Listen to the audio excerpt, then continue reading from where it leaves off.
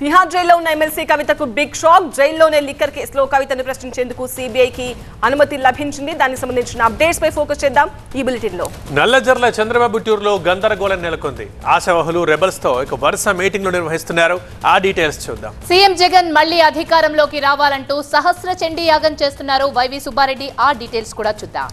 ఇక రేపటి Tukkuguda సభతో history repeat చేస్తామంటోంది Congress. జనజాతర సభ మోత మోగేలా దేశం మొత్తం తుక్కుగూడ సభ వైపే చూసేలా ఏర్పాట్లు చేస్తోంది. ఆ వివరాలు చూద్దాం. మరొక ఎక్స్క్లూజివ్ వార్త. ఉప్పల్లో మరి కాసేపట్లోనే హై వోల్టేజ్ మ్యాచ్ జరగబోతోంది. అమీతుమీకి సిద్ధమైపోయారు హైదరాబాద్ చెన్నై టీమ్స్. మరోవైపు ఫ్యాన్స్ ని కలవర పెడుతున్న బ్లాక్ టికెట్ల దందాకు సంబంధించిన డీటెయిల్స్ కూడా ఇవాళ 585 లో ఫోకస్ చేద్దాం.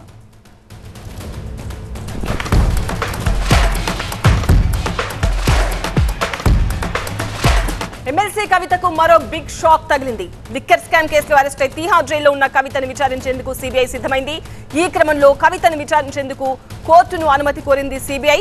కోర్టు నుంచి గ్రీన్ సిగ్నల్ రావడంతో జైల్లోనే కవితను విచారించబోతున్నారు. లిక్కర్ స్కామ్ కేసులో మార్చి 15న ఎమ్మెల్సీ కవితను ఈడీ అదుపులోకి తీసుకుంది. మరోవైపు ఇదే కేసులో విచారించేందుకు సిబిఐ ఎమ్మెల్సీ కవితకు పలుమార్లు నోటీసులు పంపించగా కవిత మాత్రం సిబిఐ నోటీసులు పట్టించుకోకుండా విచారణకు హాజరు కాలేదు.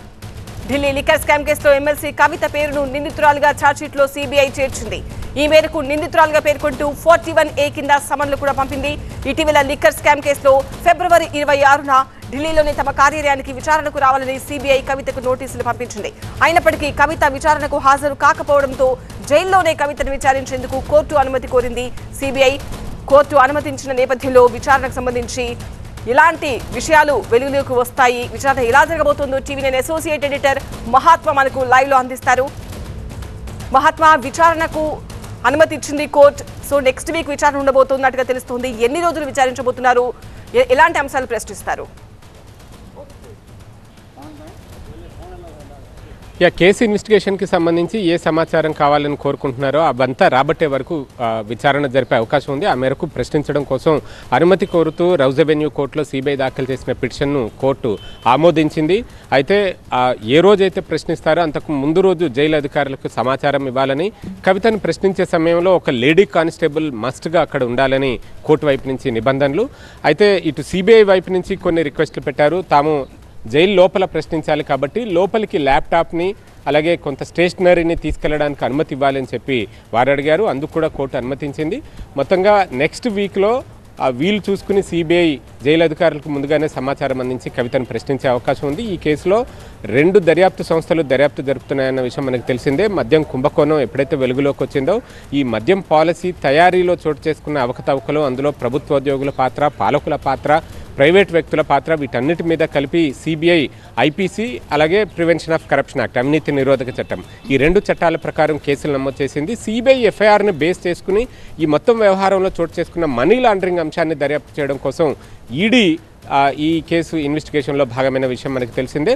ఆ క్రమంలో కవిత పాత్రకు సంబంధించి గతంలో దాఖలైన ఛార్జ్షీట్లలో కావచ్చు, లేకపోతే కోర్టుకు సమర్పించిన ఇతర పత్రాల్లో కావచ్చు, మొదటి నుంచి చెప్తున్నది ఒకటే, ఇక్కడ ఢిల్లీ మద్యం పాలసీ తయారీ కంటే ముందు నుంచే కవిత ఢిల్లీ ప్రభుత్వ పెద్దలతో మంతనాలు సాగించారని, ఆ మేరకు అడ్వాన్స్గానే మద్యం వ్యాపారుల దగ్గర నుంచి సౌత్ సిండికేట్ రూపంలో 100 కోట్ల రూపాయల ముడుపుల్ని సేకరించి ఆమ్ ఆద్మీ పార్టీకి అందజేయగా ఆ ముడుపులు తీసుకున్నందుకు మద్యం పాలసీని వ్యాపారులకు అనుకూలంగా 12% డీలర్ కమిషనే కావచ్చు, లేకపోతే రిటైల్ లాభాలు 185% వచ్చేలాగా ఈ పాలసీలో ఆల్టరేషన్స్ చేశారు, మార్పులు చేర్పులు చేశారు అన్నది ఈ దర్యాప్తు సంస్థలు చేస్తున్న అభియోగం. అలాగే కవిత ఇందులో బెనిఫిట్ పొందడానికి ఇండో స్పిరిట్స్ అనే సంస్థలో 33% వాటా కూడా కలిగి ఉన్నారు. అంటే 100 కోట్లు ముడుపులు ఇవ్వడం ఒక నేరం అయితే ఆ మేరకు ఈ పాలసీలో మార్పులు చేర్పులు చేయడం ఒక నేరం అవుతుంది. దాన్ని రిటర్న్స్ ఇండో స్పిరిట్స్ సంస్థ రూపంలో పొందడం మరొక నేరం అవుతుంది. ఆల్టుగెదర్ కవిత ఈ మొత్తం కుంభకోణంలో కీలక పాత్రధారిగా ఉన్నారు అంటూ చెప్పుకుంటూ వచ్చారు. ఈ క్రమంలో ఈడీ అయితే ఆల్రెడీ ఇప్పటికే అరెస్ట్ చేసింది. జ్యుడిషియల్ రిమాండ్లో భాగంగా ఆమె తిహార్ జైల్లో ఉన్నారు. అందుకే ఇప్పుడు సిబిఐ రంగంలోకి దిగింది. తాము గతంలో నిందితురాలుగా పేర్కొంటూ జారీ చేసిన సమన్లకు కవిత నుంచి స్పందన రాకపోవడంతో ఇప్పుడు జైల్లోనే ప్రశ్నించేందుకు సిద్ధపడ్డారు. వచ్చే వారం ఆమెను ప్రశ్నించబోతున్నారు. ఈ కేసులో ఆమె పాత్ర, ఆమె రిటర్న్స్ ఎంత రూపంలో 100 కోట్లు ముడుపులు సేకరించి ఇవ్వడం, లంచం తీసుకోవడమే కాదు ఇవ్వడం కూడా నేరమే ప్రివెన్షన్ ఆఫ్ కరప్షన్ యాక్ట్ ప్రకారం. కాబట్టి 100 కోట్లు ముడుపులు ఇచ్చిన నేరం మీద వీటన్నిటి మీద కూడా ఆడిటర్, ఆమె దగ్గర ఆడిటర్గా పనిచేసిన బుచ్చిబాబు ఇచ్చిన స్టేట్మెంట్ని బేస్ చేసుకుని కవితను ప్రశ్నించే అవకాశం ఉంది. ఆ రిటర్న్స్ని కూడా కొన్ని ప్రాపర్టీస్లో ఇన్వెస్ట్ చేశారన్న అభియోగాలు గతంలో దర్యాప్తు సంస్థ మోపింది కాబట్టి వాటి ఆ ప్రొసీడ్స్ ఆఫ్ క్రైమ్ మనీ, ఈ ఇల్గాటన్ మనీ ఎటు నుంచి ఎటు వెళ్ళింది ఇదంతా కూడా తెలుసుకునే ప్రయత్నం సిబిఐ చేసే అవకాశం ఉంది. మొత్తంగా కవితను ప్రశ్నించి ఈ కేసుకి ఒక కంక్లూజన్ తీసుకురావాలని, ఫర్దర్గా ఒక ఫైనల్ ఛార్జ్ షీట్ ఫైల్ చేసి కేసును క్లోజ్ చేయాలని చెప్పి ఇటు సిబిఐ అటు ఈడీ రెండు దర్యాప్తు సంస్థలు భావిస్తున్నాయి. రైట్ మహాత్మా. కూటమి పుణ్యమాని టీడీపీలో తీవ్ర అసమ్మతి చెలరేగింది. సీటు విషయంలో ఆందోళనలు రోజు రోజుకి ఎక్కువవుతున్నాయి. అసంతృప్తి నేతలు భగ్గుమంటున్నారు. ఈ నేపథ్యంలో ప్రచారంలో భాగంగా తూర్పుగోదావరి జిల్లా నల్లజర్ల చేరుకున్న చంద్రబాబు టూర్లో గందరగోళం చోటు చేసుకుంది. అసమ్మతి నేతలు బాబు దగ్గరికి క్యూ కట్టారు. మరోవైపు బాబు ప్రాంగణం బయట కార్యకర్తలు ఆందోళన చేపట్టారు.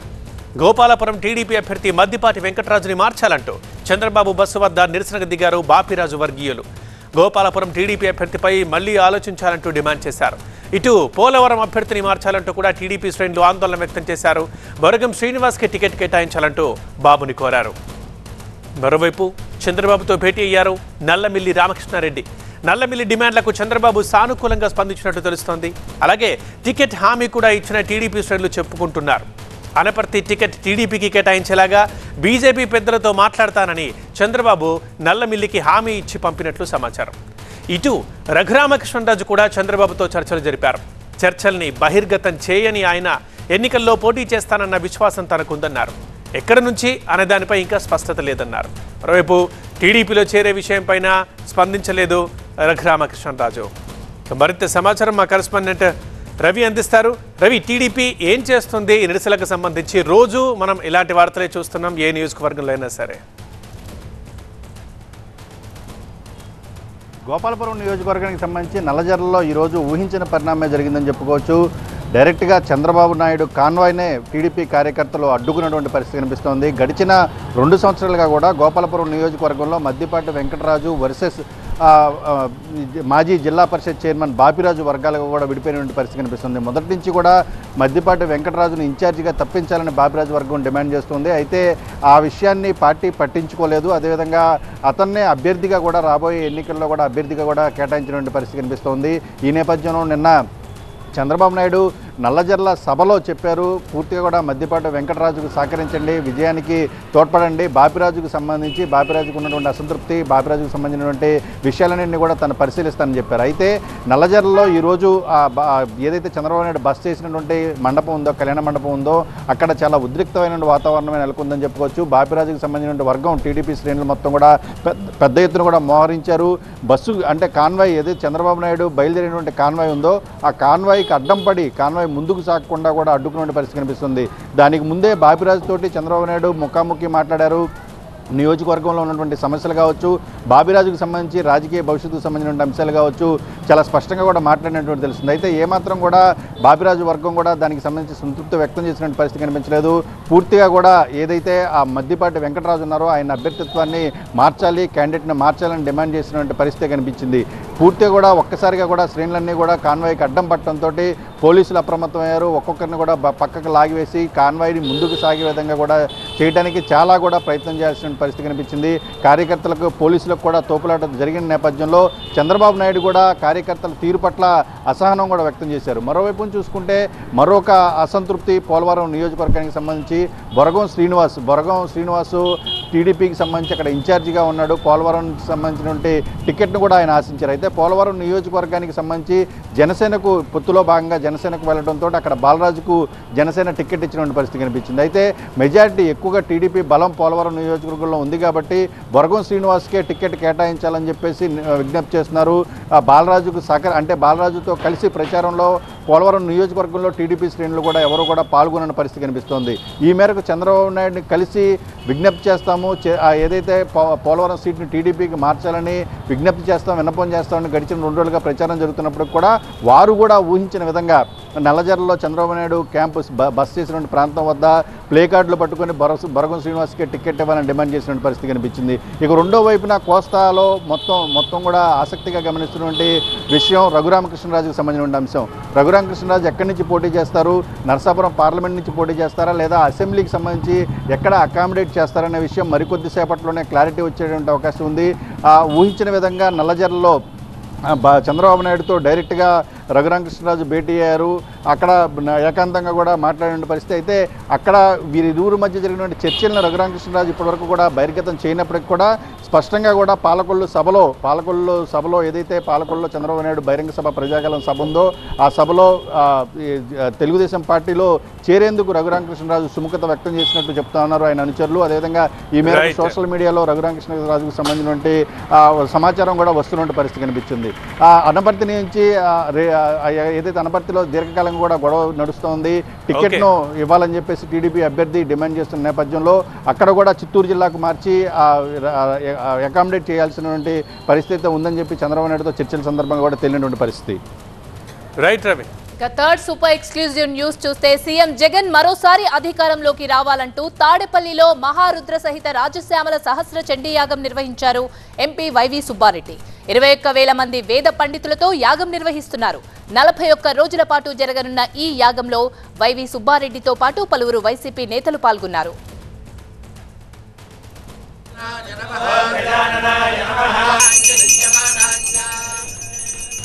ఇదే అంశానికి సంబంధించి మరింత సమాచారాన్ని మా ప్రతినిధి వసంత్ అందిస్తారు. వసంత్, యాగం ఎలా జరుగుతుంది, యాగానికి సంబంధించిన పూర్తి details.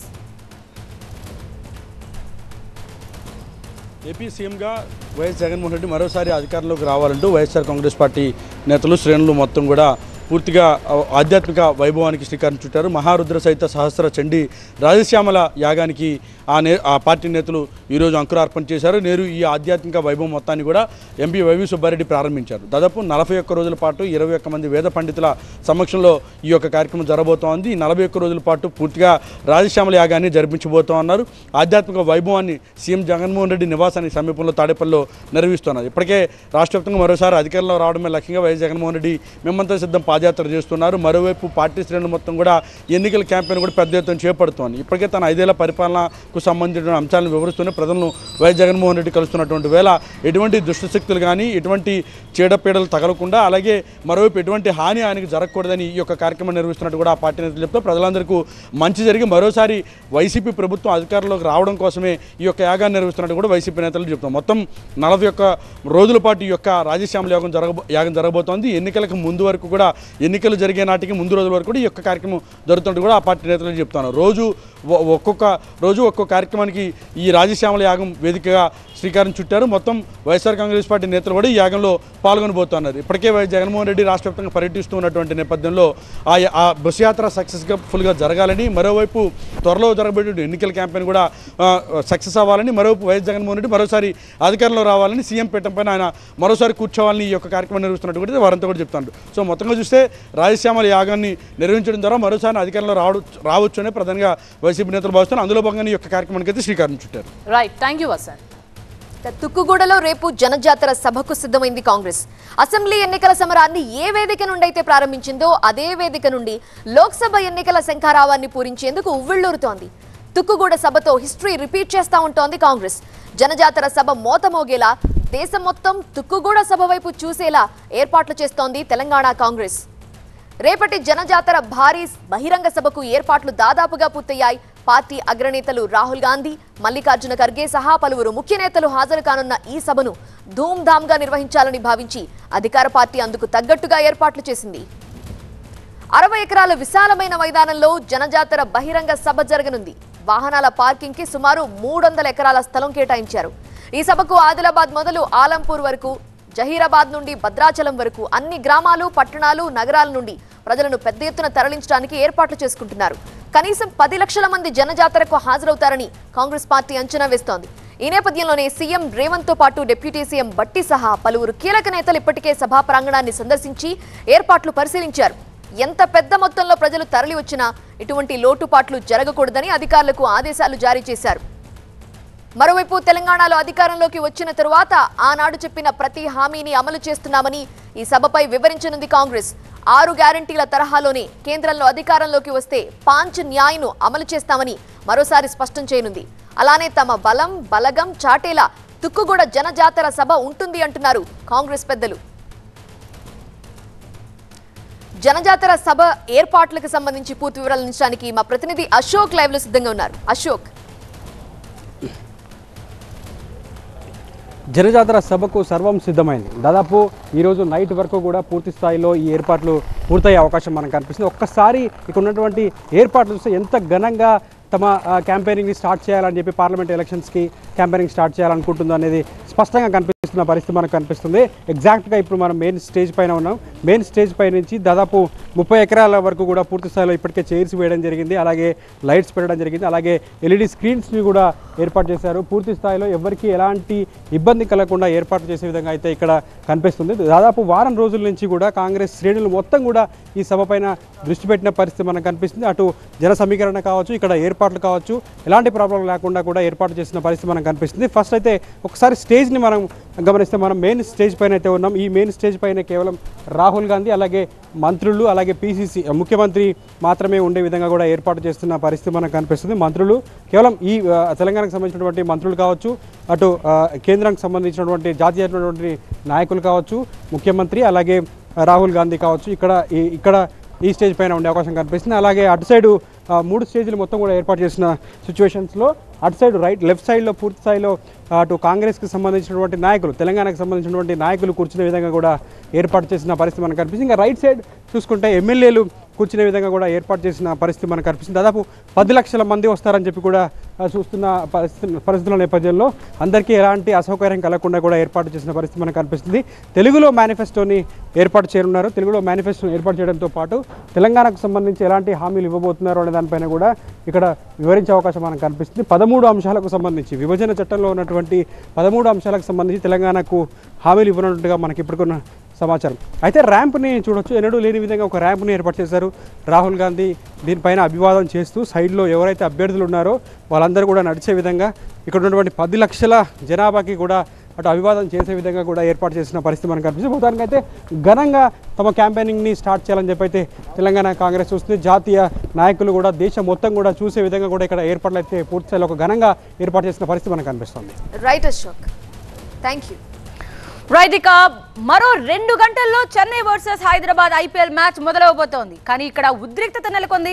Uppal stadium gate number 4 వద్ద ఉద్రిక్తత నెలకొంది. టికెట్లున్నా వాళ్లను లోపలికి అనుమతించడం లేదంటూ క్రికెట్ అభిమానులు ఆగ్రహం వ్యక్తం చేస్తున్నారు. గేట్లు, బారికేడ్లను తోసి మరీ లోనికి వెళ్లేందుకు ప్రయత్నిస్తున్నారు. పోలీసులకు క్రికెట్ ఫ్యాన్స్ కు మధ్య వాగ్వాదం, తోపులాట జరుగుతోంది. టికెట్లు బ్లాక్ లో అమ్మేశారని కొందరు ఆగ్రహం వ్యక్తం చేస్తున్నారు.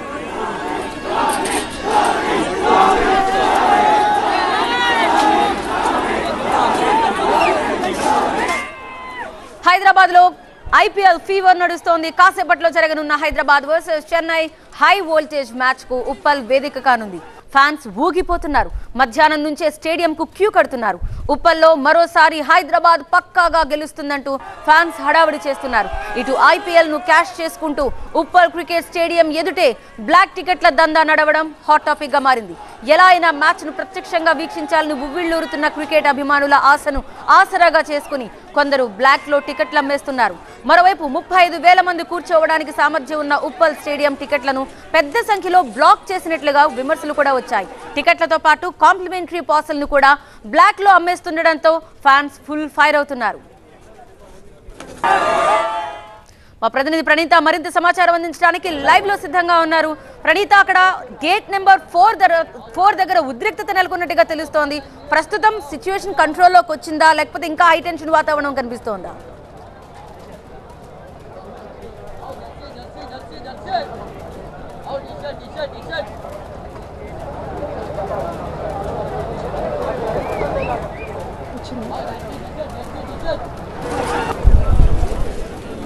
మా ప్రతినిధి ప్రణీతతో మాట్లాడే ముందు ఒక్కసారి మీకు గేట్ నెంబర్ 4 నుంచి కొన్ని దృశ్యాలు మీకు చూపించే ప్రయత్నం చేస్తున్నాం. వారు బారికేడ్లను తోసి ముందుకు వెళ్తున్న దృశ్యాలు మీరు చూడొచ్చు. పాసులు ఉన్నాయి, టికెట్లు ఉన్నాయి, అయినా సరే మమ్మల్ని ఎందుకు లోపలికి అనుమతించట్లేదు. ఎవరెవరి కోసమో బ్లాక్ చేసుకున్నారు కాబట్టి మమ్మల్ని లోపలికి అనుమతించట్లేదు అంటూ కొంతమంది ఫ్యాన్స్ ఆగ్రహం వ్యక్తం చేస్తున్నారు. ధోని కటౌట్ మనకి అక్కడ కనిపిస్తోంది. ధోని ధోని అంటూ వాళ్ళంతా ఫ్యాన్స్ అక్కడ పెద్ద సంఖ్యలో గుమిగూడారు. సో అక్కడ నుంచి కాస్త కంట్రోల్ చేయడం పరిస్థితి అయితే మాత్రం కష్టంగానే కనిపిస్తోంది. సో పోలీసులు పెద్ద మొత్తంలో అక్కడ గుమిగూడారు. ఫ్యాన్స్ ని చాలా జాగ్రత్త, బికాజ్ ఎలాంటి అవాంఛనీయ సంఘటనలు జరగకుండా జాగ్రత్తగా లోపలికి అనుమతిస్తున్నట్టుగా కూడా తెలుస్తోంది. కానీ ఎక్స్పెక్ట్ చేసిన దానికంటే ఎక్కువగా అక్కడ అభిమానులు వచ్చారు, ఫ్యాన్స్ అక్కడ వచ్చారు. మా ప్రతినిధి ప్రణీత మరింత సమాచారం అందించడానికి లైవ్ లో సిద్ధంగా ఉన్నారు. ఓటీవీ ప్రణీత.